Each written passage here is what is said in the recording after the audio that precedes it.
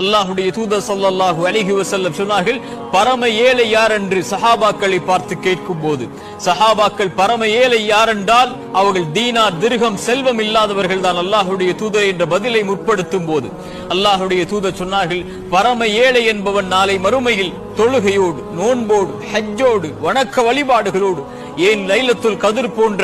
1000 மாதங்களை விட பல இரவுகளை சுமந்திருக்கக்கூடிய இரவுகளை சுமந்து வருவான், ரமதானை சுமந்து வருவான், பல ஆண்டுகளுடைய நோன்போடு ஹஜ்ஜோடு வருவான்.